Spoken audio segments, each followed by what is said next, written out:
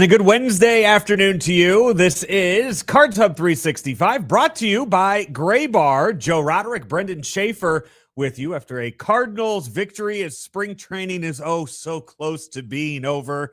And Brenden and I are not even silently joyful about that.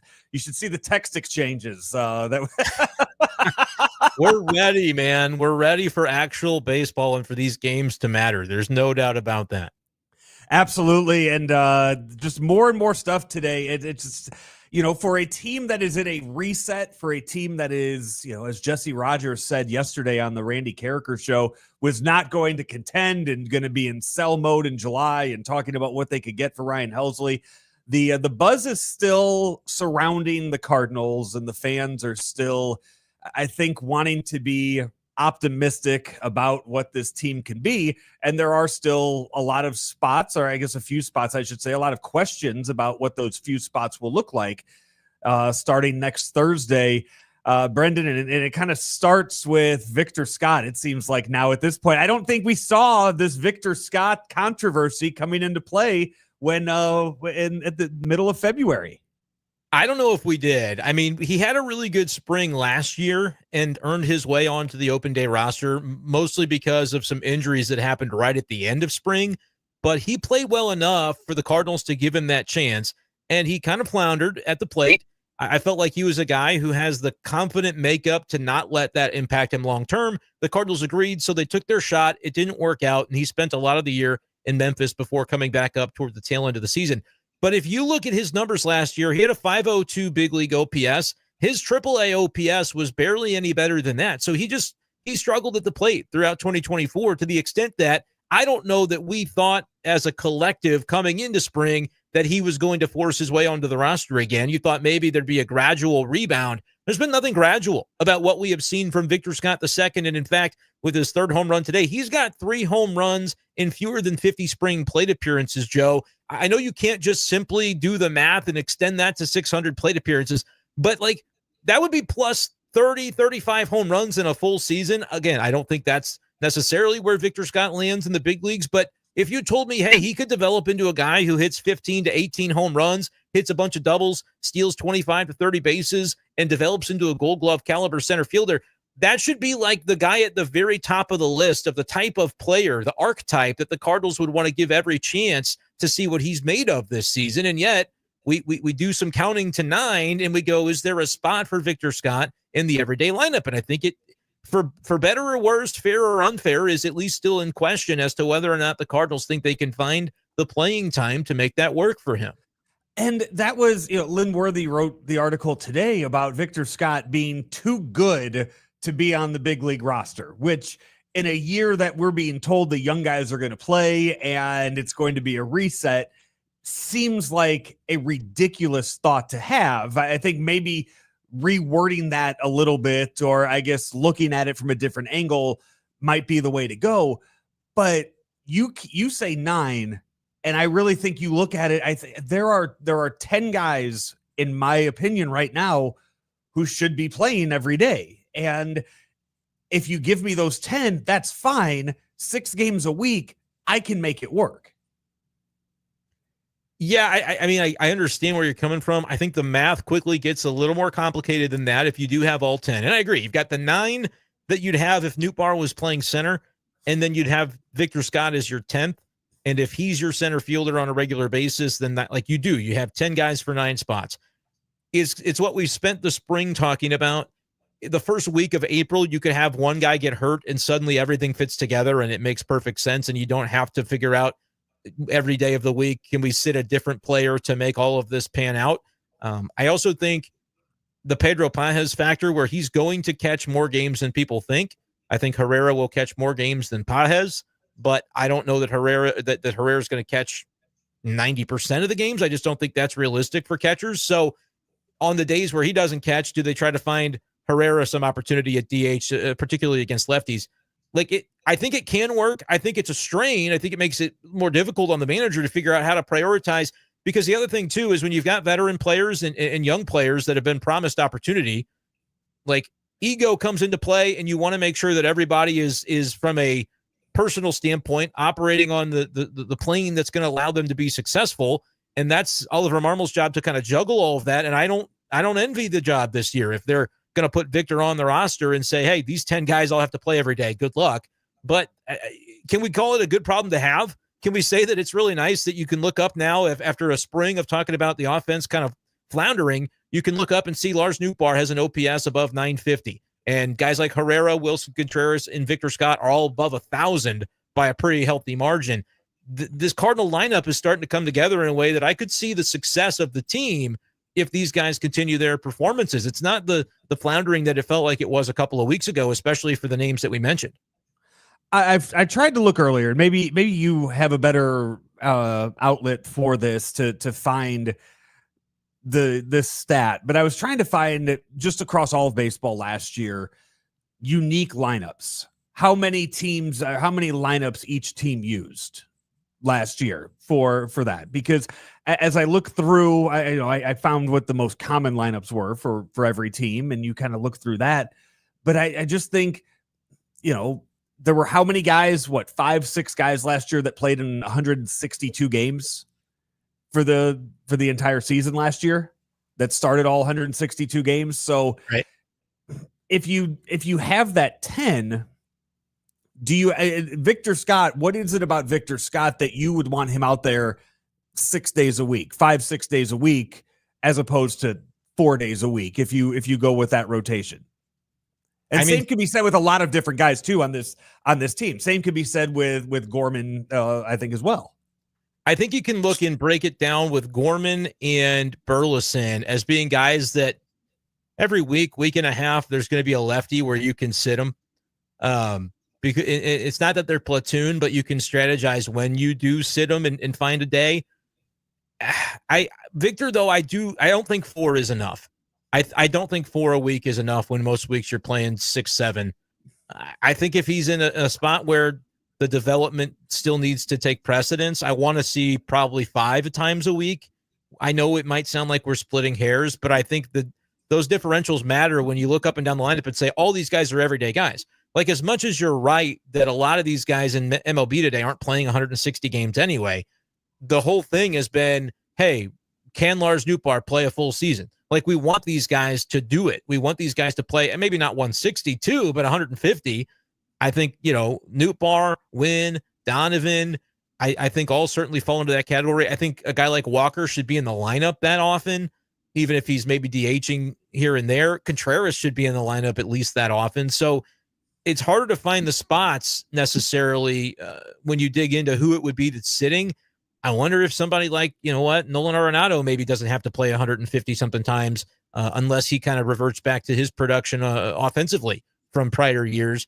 But again, I think it can work, but it's tricky when you try to find 10 spots or 10 spots, 9 guys, 9 spots, 10 guys, whatever I meant to say there. It's a little bit trickier than I think when in practice than it might feel on paper.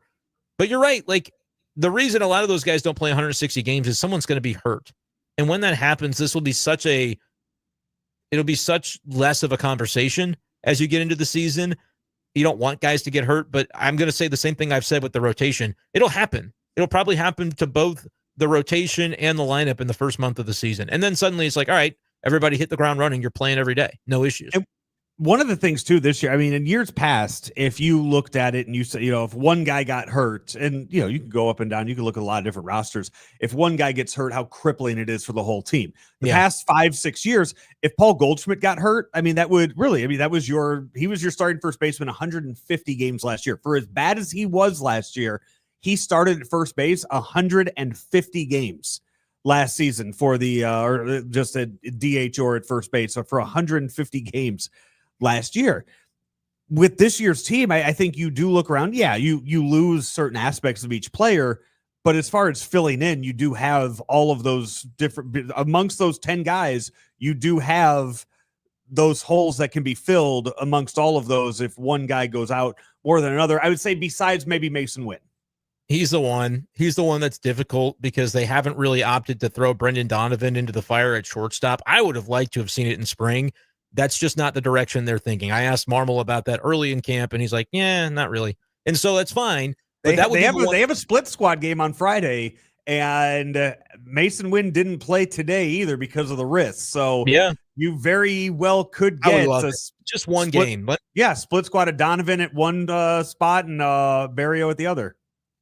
Well, as for Barrero, let's see. There was a report this morning that he was going to be optioned to AAA. That hasn't happened. The Cardinals haven't announced anything on that, but we'll see. Fermin started at shortstop today. I guarantee you Fermin's starting one of those games at shortstop if it's a split squad way this week, because they haven't ever played him at shortstop in the big leagues. I don't think they're going to have to do it very often, even if that's his role behind Mason Wynn. He's a guy Mason Wynn's just going to play. Granted, Mason Wynn currently dealing with the wrist, so it's just a reminder that if he gets hurt, what does that change? I would still think if Mason Wynn hit the IL for real and they didn't feel like it could be Donovan to do it on a daily basis for whatever reason, right or wrong, if they weren't comfortable with that, I think it would just be Sajaci. And Thomas Sajaci would get the call up and he would be the shortstop, 5 days a week, and it would be Fermin a couple days a week, and you would go from there. Otherwise, you're right, because of the flexibility where Donovan can play second or left, where your corner outfielders can play left or right, where Gorman can play second or third. You pretty much every spot ends up being covered. Burleson can play first. You wouldn't want to lose Wilson Contreras because I think he's going to be the best bat on this team again for the third year in a row. But you're right, like the flexibility of the defense is such that you're going to be able to maneuver and find a way for Victor Scott to get into the lineup. If anyone but catcher or shortstop is the injury, Victor easily is in there. So to that point, do you just start the season with it that way? Because I don't think the impetus behind Lars Nootbaar playing a bunch of center is because you think he's so great defensively in center. It's because of the other bats that you can fit into the lineup if you do it that way. That goes away if there's an injury. So I really do feel like if they trust that this is not a smoke and mirrors show with Victor Scott this time around in spring, it would be very compelling to put him on the team. If you're trying to find a way to have an energy and have a spark and have an identity as a team, Victor Scott can be a big part of that if they give him the opportunity. And with that too, and this is where I kind of go back to the 4 day a week thing, because those other days he's still then a weapon on your bench with speed. I mean, he still is that guy that Jordan Walker gets on in the 7th inning, and you're putting Victor Scott out there to run and then play the outfield for the final 2-3 innings of the game in his spot. So you do have, you have that with him that you don't have with those other bench spots too, as far as the only other time that you have, your other bench options where they are a weapon is Luke and Baker coming off to just hit, or Ivan Herrera on days that Pedro Pages is catching. Yeah, and I honestly, to take that a step further, we talk about Ciani. I have kind of said Ciani, even if he's not your starter, which at this point I think is pretty clear he probably shouldn't be because you have two other candidates that are legitimate. I would still not have minded him to be a fourth outfielder on your bench. The problem is I think there's more value to like a Luke and Baker off your bench who serves in a role that you don't really have, especially if Herrera is in the starting lineup, which he will be a lot of the time. You don't have that legit right-handed bat that you say first off the bench to take on a tough lefty reliever. I think that role can be more valuable than Ciani being out there just to basically be a slightly lesser version of Victor, if that's the way that we're viewing it at this point. And to your point, if you did only have 4 starts a week for Victor, which I'd love to see more than that, but if you went that route, doesn't mean he can't play in 6-7 games a week, because I think Ciani would end up starting the season in Memphis, and Victor would then assume not only his starting role, but that role where middle of the game, better start doing some calisthenics in the tunnel, be ready to pinch run, be ready to come in and be a weapon. They're not going to hide Victor Scott from having to take it bad either. If there's a scenario where it makes sense to aggressively pinch run him in the 6th, knowing that his spot's probably going to come up in the 8th or 9th, that's okay, I think, compared to if it was Ciani, you're not maybe as excited about what we've seen recently from him offensively. I don't know if that's going to play into it or not, but that's the one caveat where I don't like the idea of Scott on this team unless he's playing 90% of the games. But if it was more like 70% of the starts and knowing he could get into games every day, there could be some validity to that. I'll concede. This is Cards Hub at 365, powered by Gray Bar, your distributor for electrical and datacom needs. Gray Bar, visit them online at graybar.com. graybar.com. And if you're suffering from those supply chain issues and they're disrupting your operations, have no fear, because Graybar has you covered, and you can rely on their nationwide logistics network to get what you need, where they need to be, when they need to get there, all within budget. So visit graybar.com to start an order today. That's graybar.com, and fix those supply chain issues with Graybar, your distributor for electrical and datacom needs. Cardinals have the day off tomorrow before they have that split squad game on Friday. So 2 games Friday, a game Saturday, a game Sunday. I was scrolling through Twitter as we were talking too, waiting to see if there was any kind of notes that came out from the Cardinals about who they might be optioning down. I'm sure, Brenden, within 5 minutes of us going off the air, whenever that is today, they will announce that. So we won't have that live. It's just they'll just time it perfectly. Yeah. For that. But you know, just a final thought for me on Scott, as you mentioned. Yeah, I just wanted, for people that didn't watch the game today, didn't see the highlights yet, 400-foot home run today. I mean, he absolutely crushed that ball. And you don't want to see Victor Scott hitting a whole bunch of home runs, but damn it, I'll take him hitting a whole bunch of home runs. I mean, I guess no. Runs are runs, right? Runs are runs. And I do want to just see him put the ball in play. Like for me, when you're evaluating Scott, and I think this is applicable to Siani too, put the ball in play and allow your speed to do the work. And I don't mind them hitting ground balls. There's some guys who we want to see put it in the air. Those guys don't have to. I want it on a line. I think you want it on a line with any hitter is what you'd recommend. But I don't mind seeing, guys like Scott try to leg out some ground balls, because he can have an infield double. I don't know how many players on this team can have an infield double by beating out an infield hit and then stealing second, but he's one of them. Mason Wynn's another one of them. And I think Siani, if he's on the roster, that applies to him as well. And I want to see more of that type of play. I think Cardinals fans want to see more of that type of play. And again, Scott can be a catalyst, and that can be something that's a little bit contagious as well. I think when the Cardinals just haven't been that style of team in recent years, they talk a lot in spring about wanting to be, but then the season gets here and we don't consistently see it. It'll very clearly be a pregame emphasis like 5 times a year when they'll run wild on a certain pitcher, and you're like, yes, this is what we want. And then the next day they go back to sort of more of the status quo where they're not doing those sorts of things. But yeah, I look at the case of Victor and say, yeah, he can be that guy putting the ball on the ground. The power swing, though, is something to be intrigued by. I don't know. What would be the number where you're thinking Victor Scott, X homers per year, if he's playing 150 games? And I would say that's a great number for him to strive for without maybe striving too hard. I mean, 15 I'd be fine with. But I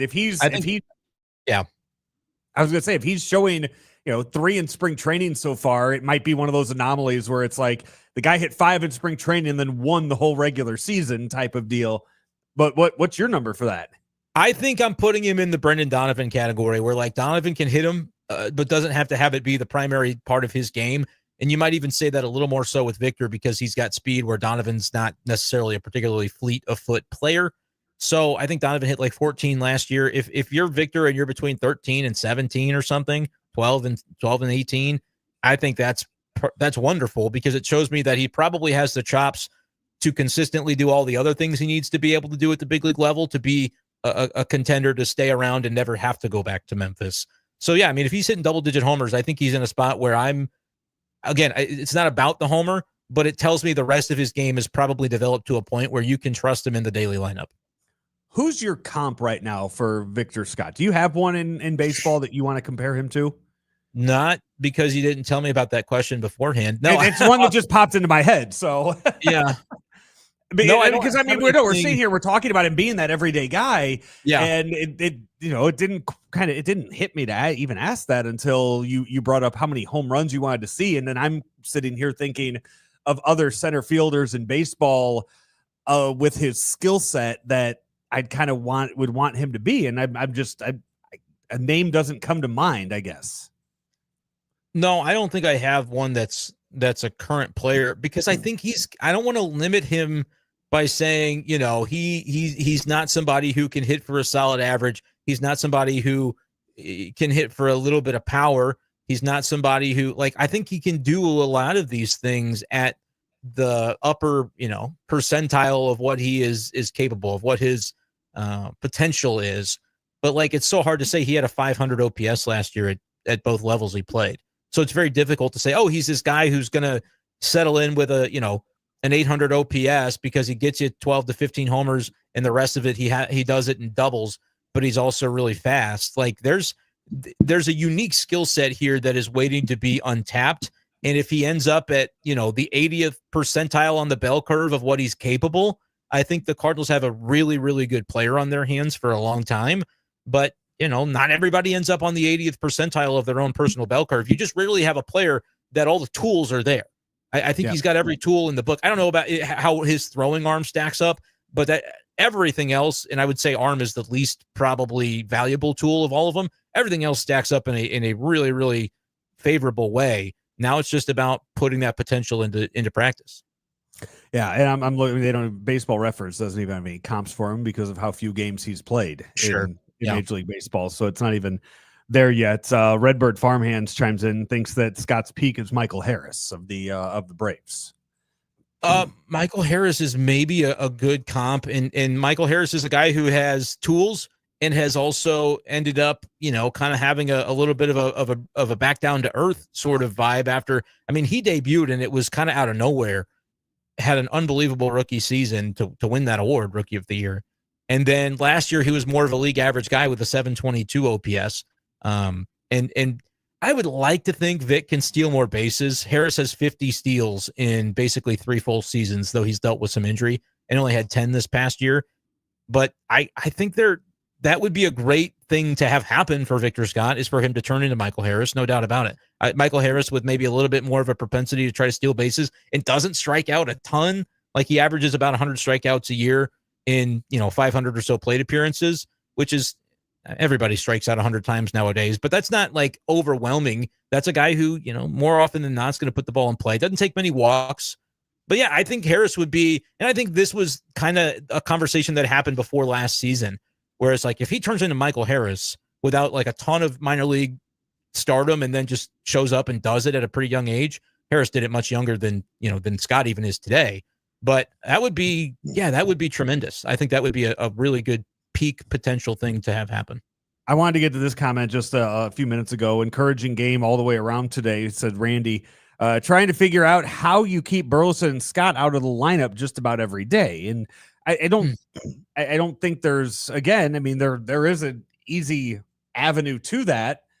It's probably means a whole lot less of Nolan Gorman if everybody's healthy. That's how you get there. Yeah, they're not doing that, but I know. But just say that would be the ideal way of looking at it. Is Donovan at second, Gorman's on the bench, Burleson DHs, and Scott's in center.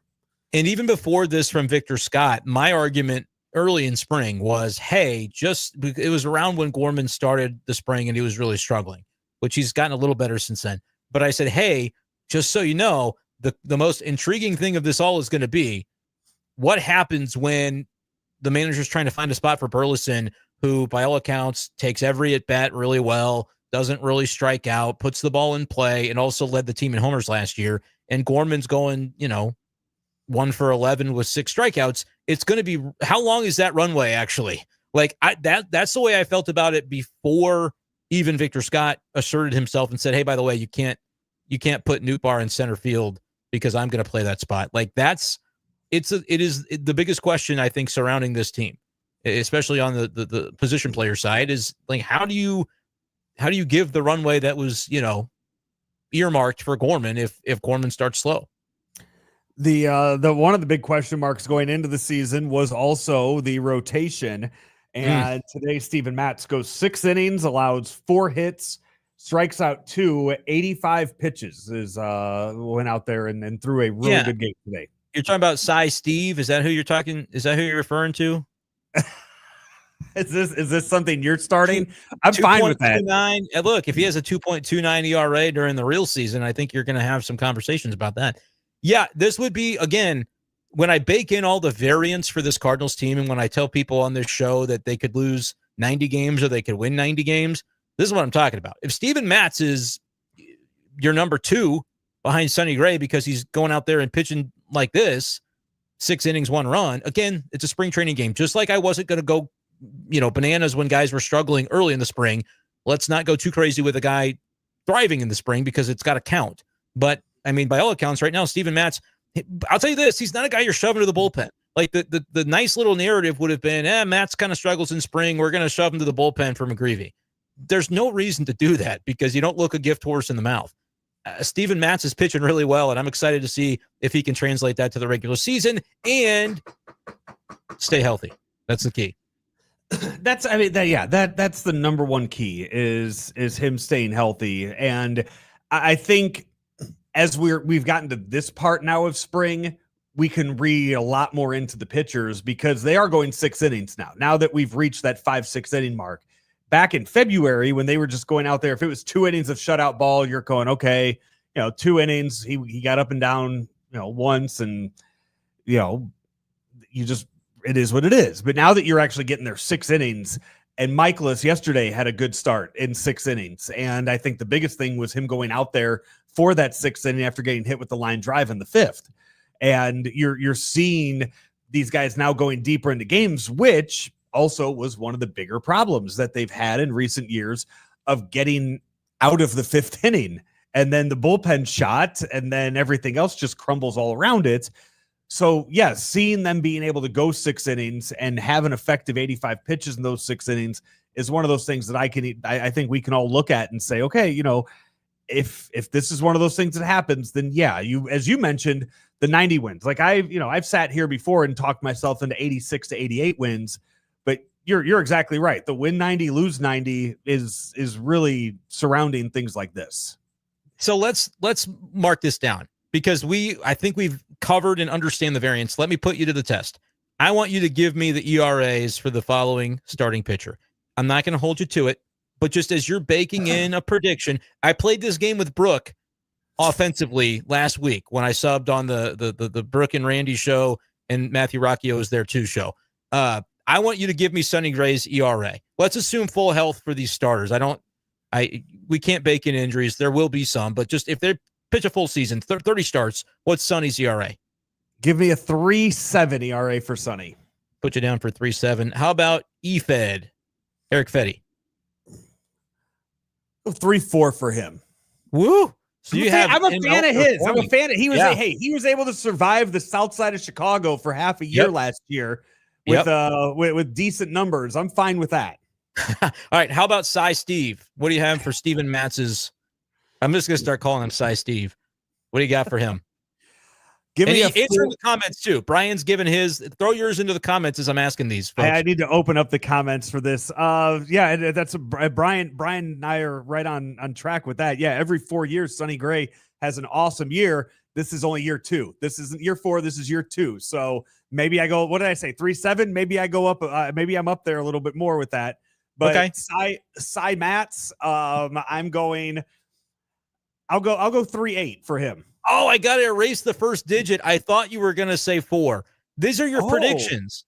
I thought you were going to say 4 because right now you're talking about all these questions about the rotation. Is it any good? We just found 3 guys with a sub-4 ERA. All right, let's keep going though. Michaelis is going to be in that rotation. So what do you think about Michaelis' ERA? 4.8. Oh gosh. Okay, so I wrote down 4, but I almost wrote down 5 because I wasn't sure. You got to give up runs at some point during the week. Yeah, I wasn't sure what direction you were going to go. Okay, I'm going to ask you about 2 more. We don't know about the 6-man rotation. It's not going to happen. But I am going to ask you for both Pallante and McGreevy. We just don't know how many starts, but you're going to need 6 at least. Yeah. Give me Pallante's ERA. I'm going to go Pallante at 4.3 for Pallante. Okay, and then to wrap up, Mikey McCheeseball. What do you got for Michael McGreevy? I want to say something in the 2s, Brenden. I want to say Joe. He's going to go out there. I want to say he's going to go out there and just be. I'll go. Fine. I'll go 3.5 for McGreevy. I'm high on McGreevy. I wanted McGreevy to be my opening day starter at the end of 2024. Wow. Okay. Just let me, if I may, the one issue there is going to be, does he miss enough bats?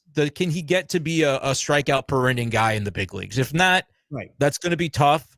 Like for me, I would put him right around 3.9 at 4 ERA and 4.1. And I think that would be more than fine. The Cardinals would do backflips if McGreevy can give them that over the starts that he takes this year. And he very well could do it. He's more of a Pallante guy. Yeah, I'm looking forward to Paul Skeens and Michael McGreevy leading Team USA to gold in the World Oh boy, Baseball Classic a year from oh, now. you're putting a lot of So pressure on this kid, Joe. yeah, that's what I'm looking forward to down in Miami. It should be about a year from now, I think, is when those games would be going on, the finals, and Skeens and McGreevy just going out there and shutting down Japan, shutting down Lars and Shohei. So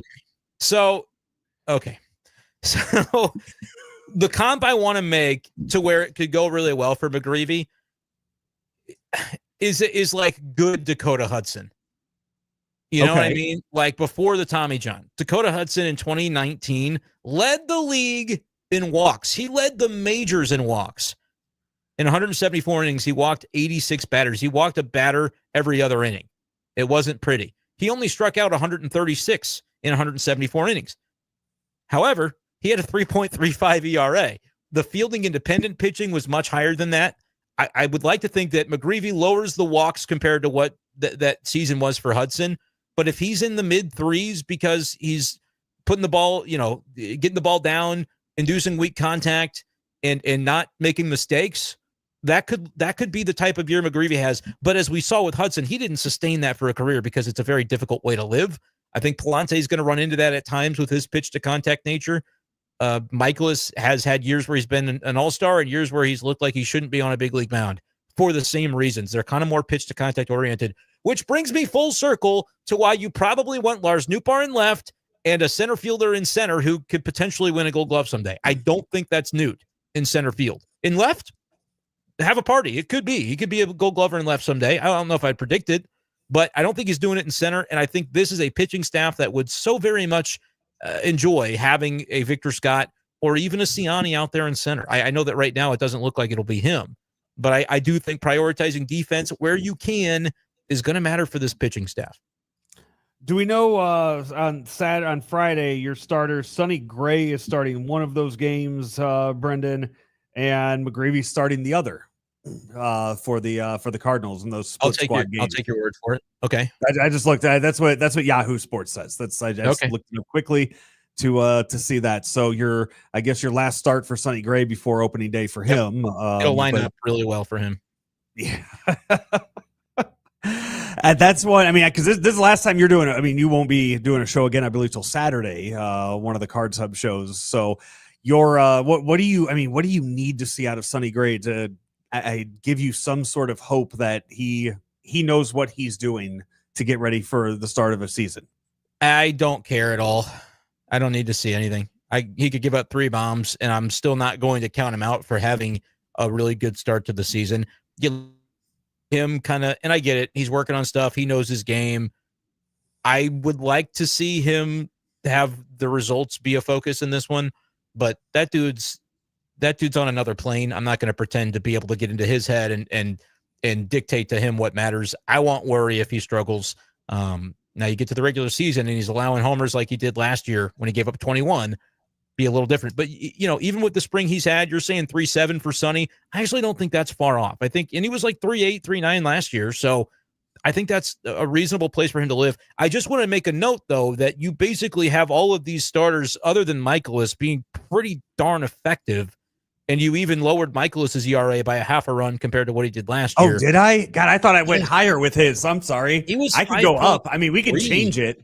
No, I don't want you to change it if it's your gut. I just want to ask. I thought I was going really high with Michaelis. I didn't realize I was improving him. He was over 5 and Matt's was over 5 last year. So like getting those guys to combine to be 4.2, 4.3 combined would be really helpful relative to last year's team. And you're also kind of baking in that you're replacing Gibson and Lynn, who were kind of in that 4s ERA land as well. So you maybe don't lose a lot from what they gave you. And if Fetty is a full season that, you can kind of bake in as well, and he's in the 3s.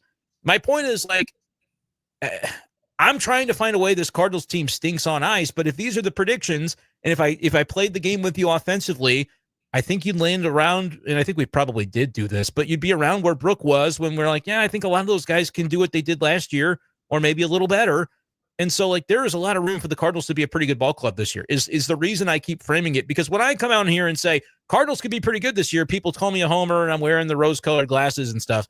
But then when I ask, hey, what do you think these players are going to do? They're like, yeah, you could be better than last year. It's like, okay, well, why are they suddenly going to lose 90 games? They could, because we could be wrong in our optimism. But if we're not wrong, maybe they're relatively competitive this year. So what's your level of optimism? I mean, if I had to go through and give my takes on all those starters, put me down for 3.8 for Sonny. That's a little higher than you. Put me down for like 3.6 for Fetty. Matt's, I'll be more like a 4.2. Michaelis, 4.8 is fair for Miles. Palante, give me like 4.1 instead of 4.3. McGreevy, give me like 4.0. And so like I've got him as a more middling rotation than your numbers. But even at what I'm predicting, I don't think is going to have them. I mean, what was their starter ERA last year? That's probably about what they had, if not maybe even a little bit better, because you had some guys like Michaelis dragging it down and Matt's in his starts. So that's where I look at it. And offensively, I'm hard pressed to. Again, we can say collectively we worry about this offense being better than it was last year, 22nd in runs scored. I don't have one player other than maybe Gorman where I'm starting to kind of let it get to me like, hey, is he going to be inconsistent? Where I would say I'm concerned about the bottom falling out. I don't really, or being worse than last year. Like, and in fact, like Contreras is potentially an MVP candidate if just on his offense alone. I mean, he's got that type of potential and he's not catching anymore. He won't win the MVP, but could he end up having a 900 OPS and hitting 30 something bombs, driving in 100? Like he could do that if he's playing 150 something games of DH and first base. So yeah, I think the Cardinals are going to be in the 80s on their win total, high or low or mid. I haven't landed on that yet, but I've got a week. I can still develop my prediction before next Thursday. What are you paying close attention to and watching tomorrow on the Cardinals day off? I am college basketball. Can that be the answer? What? I'm gonna be watching basketball tomorrow. I know you are. I'm asking what in particular you're paying real close attention to in the games tomorrow. So here's the deal. I talked about this off air and sometimes on air, but Thursday is my bowling night, and wouldn't luck have it that the Mizzou men's basketball Tigers play their first round game right during my bowling window, which is probably fine because I'll have a distraction for the moments of the game where things aren't going my way. And Drake is going to be a real challenge. Like I'm not this overconfident Mizzou fan. Like it's going to be a cakewalk, despite what the point spread says. So I'll be locked in on Mizzou. I'll be locked in on all the tournament action and like Cardinals roster moves. I think is something that I'll still be interested to see between tonight and tomorrow. You know, is Barrero really going to Memphis? Is Fermin getting that final spot? Is Lucan definitely making the team? I think he should. Like all that should be coming over the coming days as well. And this Victor Scott thing, obviously, anytime we're wondering about the roster, that's a name that's at the top of the list of questions until it gets answered. I was looking for particular over-unders or spreads that you were very. Oh, you wanted betting angles, huh? I figured you had those written down somewhere. I do. No, I mean my bracket is right here. I hand draw my bracket every year, by the way. I don't print it out. I meticulously draw the lines. I use a ruler. I just think that's the way that I did it in middle school when I was goofing off during the day all week waiting for the games, and then I'd skip school and watch them. So I still draw my bracket. But if you want one that's a little bit cheeky, I'm going to bet High Point to upset Purdue. That's my 13 seed over a 4 that I'll probably, find my jurisdiction of legality to put some money on. And that's a game that happens early tomorrow. So that's the one that I'm hoping if I can get started with that one, my tournament in my bracket and everything's going to be going really well. And if Purdue wins, then I'll remember that eventually my bracket goes bust every single year anyway, and just try to enjoy the madness. Second year in a row, I haven't filled out a single bracket so far. What are you waiting for? I don't know. It's going on second year in a row of also not having a fantasy football team. It's a lot more liberating to sit and just watch the games without having to. If Sports Hub STL develops a fantasy football show in the fall, you're looking at the guy who will be ready to contribute, because that, as much as I hated the Rams leaving, what happened is it turned me into an absolute fantasy fiend where I play in more leagues than I can fit on 2 hands. So anyway. Cards Hub 365 powered by Gray Bar. Tomorrow, breakfast baseball edition before Randy and Brooke. Rockio and I will go live with the baseball show tomorrow to get you your baseball fix before games tip off in college basketball. So make sure to wake up early with me and Rockio tomorrow morning here on the Sports Hub. Until then, he is Brenden Schaeffer. I'm Joe Roderick. This has been Cards Hub 365 presented by Gray Bar here on Sports Hub STL.